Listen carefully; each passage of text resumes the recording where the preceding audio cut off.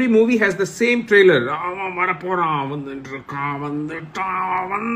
Stand up comedian ஆக்டருமான கார்த்தி அவர்கள் வந்து இப்போ அவர் ஒரு ஸ்டோரி ஒன்று ஷேர் பண்ணியிருந்திருக்காரு. ஸோ அந்த ஸ்டோரியில் அவர் என்ன சொல்லியிருந்திருக்காரு அப்படின்னா, தமிழ் சினிமாவில் வரக்கூடிய எல்லா கமர்ஷியல் படத்தோட ட்ரெய்லரும் கிட்டத்தட்ட ஒரே மாதிரி தான் இருக்குது.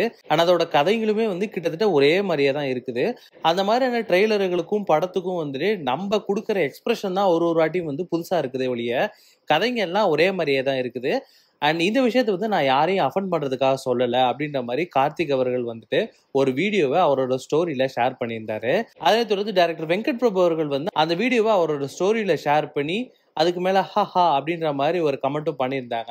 அண்ட் இதை பார்த்தா நிறைய பேர் வந்து பயங்கரமான ஷாக்லையும் இருந்தாங்க. ஏன்னா வெங்கட் பிரபு அவர்கள் வந்து மங்காத்தா மாதிரியான மிகப்பெரிய கமர்ஷியல் படம் வந்து ஒன்று கொடுத்திருந்தாரு. அது மட்டும் இல்லாமல் இப்போ தமிழ் சினிமாவில் ரொம்ப முக்கியமான ஒரு படத்தை அவர் டைரக்டும் பண்ணிட்டு இருக்காரு. தளபதி விஜய் அவர்களை வச்சு the greatest of all time GOAT அப்படின்ற படத்தை இப்போ அவர் டைரக்டும் பண்ணிட்டு இருக்காரு. தமிழ் சினிமாவில் முக்கியமான கமர்ஷியல் டைரக்டர்ஸ் அப்படின்னு எடுத்துட்டோம்னா அதுல வெங்கட் பிரபு அவர்களுக்கு வந்து ரொம்ப முக்கியமான இடம் உண்டு.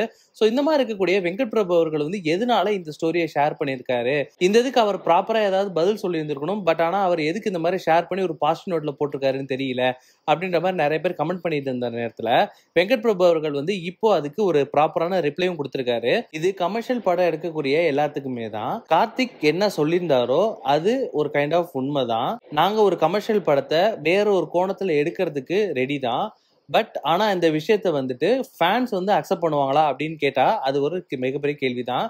ஃபேன்ஸ் வந்து இந்த விஷயத்த அக்செப்ட் பண்ணாங்க அப்படின்னா கண்டிப்பா நாங்களும் கமர்ஷியல் படத்தை வேற விதமா எடுக்க ரெடி அப்படின்ற மாதிரி வெங்கட் பிரபு அவர்கள் சொல்லியிருந்திருக்காங்க.